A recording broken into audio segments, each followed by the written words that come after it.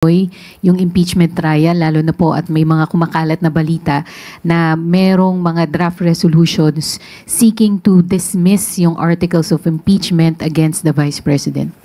Kung matuloy po o hindi matuloy ang impeachment, mukhang hindi na po yan sakop ng ating Pangulo. Ang gusto lang namin pong parating, sana po ay wag ipahid sa Pangulo kung ano man po ang magiging desisyon ng Senado dyan. Midterm na talagang mahina siya, mayabang pa, magsabi ng 12-0, natalo naman daw yung mga kandidato niya. Yun po muna, ma'am. Marami pa ba? Sige, hintayin ko yung iba pa niya mga sinabi. Unang-una, pinapansin pa ba si Mayor Baste Duterte sa kanyang mga sinasabi? Can we expect any nice word from him for the President? Expected na ganyan ang kanya magiging reaksyon. Unang-una, patungkol sa liar, sino ba talaga ang liar? Ito ba'y patungkol sa sinasabing reconciliation? Sana po, napakinggan niya mabuti kung ano ang bawat salitang nanggaling sa Pangulo.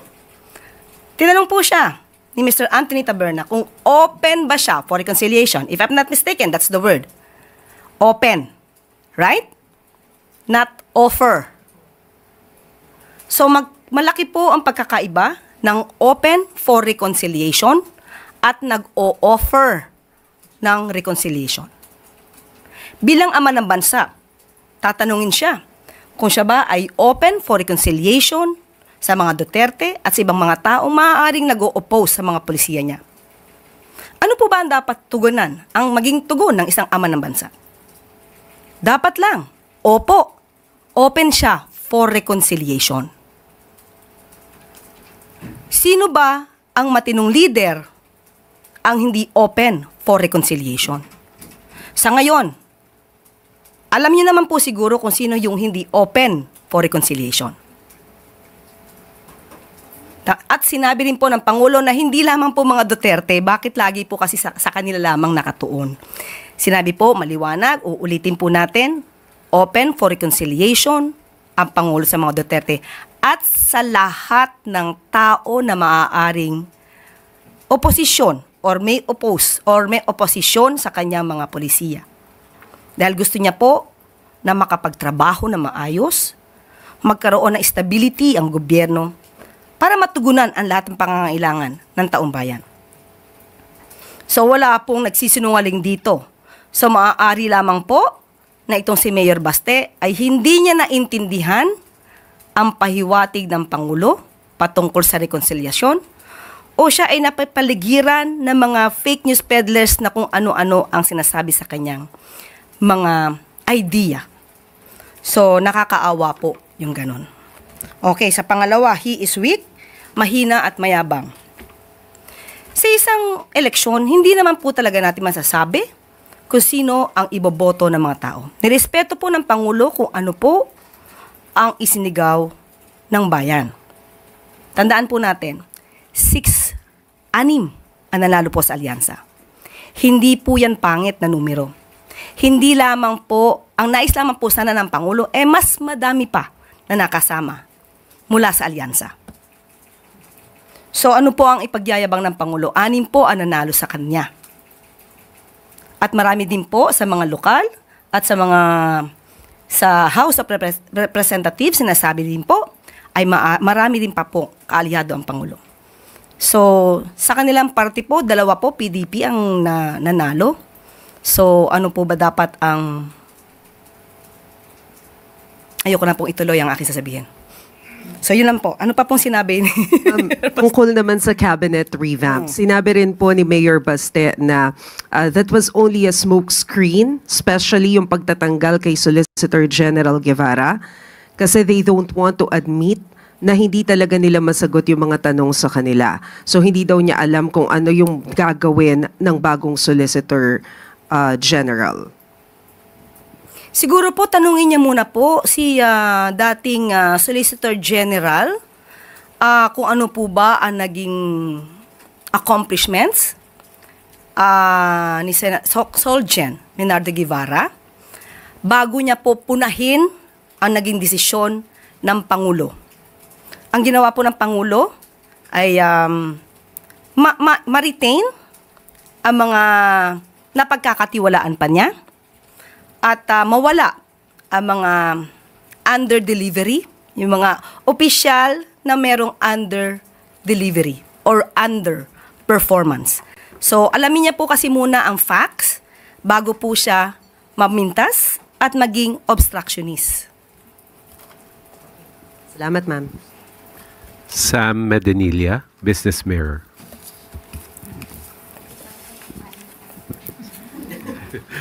Ayun, good afternoon, ma'am. Ma'am, yung regarding lang po dun sa 1+ ni President Marcos, nung free rides during Sundays.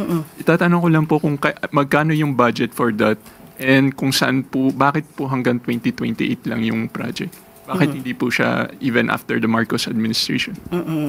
Okay, unang-una sinabi din ng Pangulo, gusto ko lang itong ulitin, na sa ngayon po, ang nais ng Pangulo ay magtrabaho. Magtrabaho lang at iwasan ang pamumulitika. So, kaugnay na rin po ito sa kaninang tanong ni Ms. Maricel. Well, bakit? Bakit po nagkaroon ng ganitong klase na promo para sa family, para sa pamilya tuwing Sunday? Wala naman pong budget required for the MRT3 at LRT2. Yan din po ay ayon kay DOTR Secretary Vince Dizon. Dahil government run po ito, at karaniwan naman po pag Sunday ay hindi naman po napupuno ang LRT at MRT natin. So wala pong budget na required for this.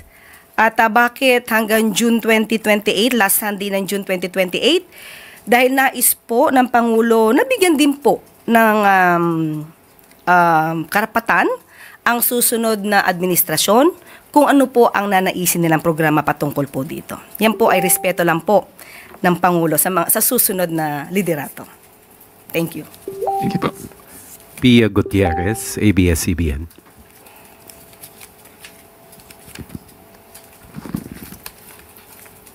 Ma'am, on the impeachment po, tatanungin ko lang kung may posisyon na po ba ang palasyo sa nangyayaring debate ngayon kung pwede mag-crossover sa susunod na Kongreso yung impeachment trial ni Vice President Sara Duterte.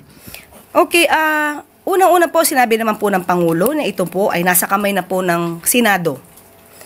At hindi po makikialam ang Pangulo kung ano man po ang nangyayaring pagdedebate sa Senado. May kanya-kanya pong ideya dito. May nagsasabi po, mga eksperto rin, na maaari pong tumulay or tumawid sa 20th Congress dahil ayon na rin po sa isang Supreme Court decision, ang Senado po ay itinuturing na isang continuing body. So, hindi naman po siguro ito i-describe or ika-characterize ng Supreme Court na continuing body kung parang nakukonsider siyang na-terminate na o nag-expire na tulad ng House of Representatives. Pero kung ano po ang idea ng Pangulo patungkol dito, una po, maliwanag din sinabi ng Pangulo na impeach na po si VP Sara, kaya po hindi niya po ito papakialaman, wala po siyang anumang gagawin patungkol dito dahil lahat po ng mangyayari ay nasa Senado na po. Ang gusto lamang po niya, para sa kalahatan, hindi lamang po para sa impeachment, dapat lang po manatili ang due process, manatili ang proseso. Kung ang proseso po ay kasama po dito ang pagtugon at pagtupad ng mga probisyon ng konstitusyon, dapat sundin kung ano nasa konstitusyon, kung ano nasa batas at kung ano ang rule of law.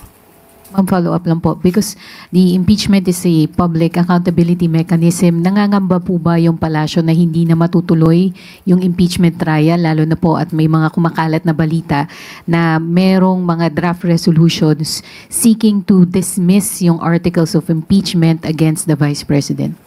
Kung matuloy po o hindi matuloy ang impeachment, mukhang hindi na po yan sakop ng ating Pangulo. Ang gusto lang namin pong parating, sana po ay wag ipahid sa Pangulo kung ano man po ang magiging desisyon ng Senado dyan. Kasi marami po tayo nakikita, katulad po ng ibang mga protesters, ginagalang po natin ang kanilang mga opinyon at mga ginagawa. protesters na gustong ipatuloy ang impeachment trial. Pero sana po ay iwaksin nila sa kanilang isipan na may kinalaman po ang Pangulo dito dahil yan po ay solely the responsibility of the Senate. Nasa kamay na po ng Senado kung ano po ang gagawin po nila dito patungkol sa impeachment proceedings. Last two questions. Mariz Umali, GMA Integrated News. Yusek, manghihingi lang po kami ng reaction ng Palace dito sa sinabi po na statement ni Representative Raul Manuel, and let me just quote what he said. Nagsabi na po ang impeached Vice President nahaharap naman siya sa Senado para sa impeachment trial.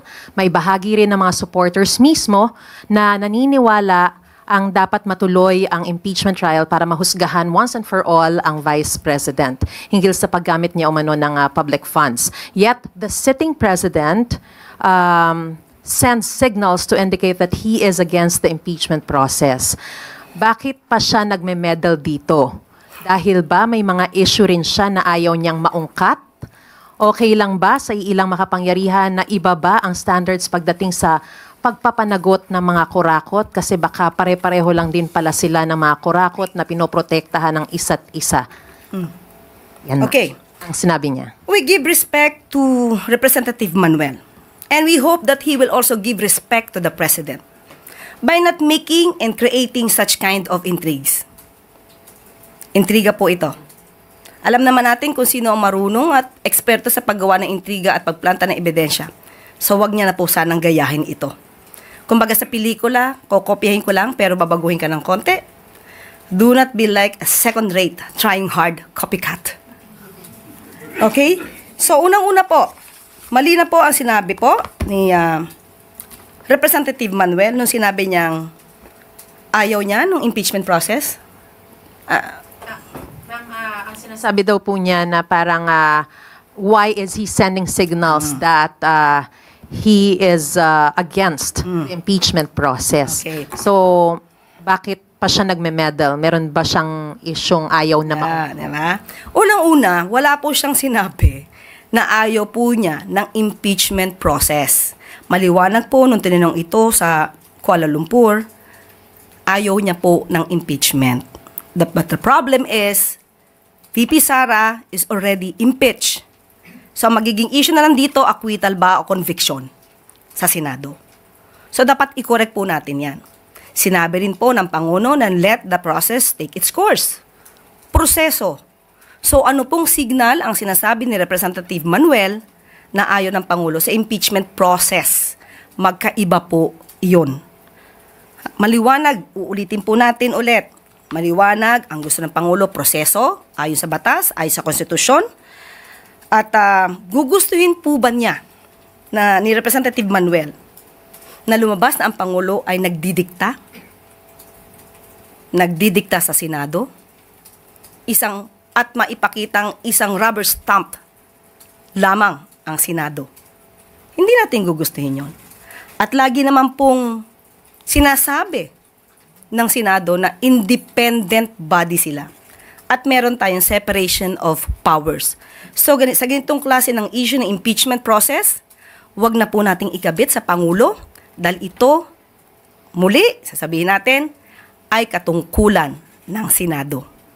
Pero ma'am, in terms of the question kung meron ba siyang itinatagong issue na ayaw maungkat, would you care to? Kaya nga po sinabi natin, magbigay siya ng respeto sa Pangulo by not making and creating such kind of intrigues. Intriga po. Intriga po. Iwasan po yan, considering na siya isang mambabatas. Last question, Tuesday New, DZBB. Good morning, ma. Good afternoon na pala, ma'am. Gutom na ang bansa. Pero meron tayong pagkain. Ma'am, mismong CDOTR Secretary Vince Dizon ang nagsabi na sa ngayon hindi niya nakikitang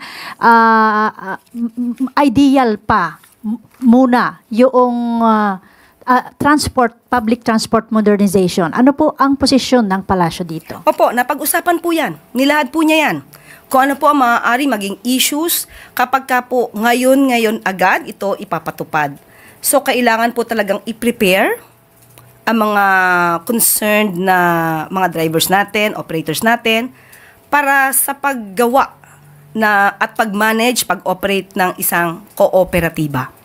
Hindi po pwedeng gawa kayo ng kooperatiba and then that's it.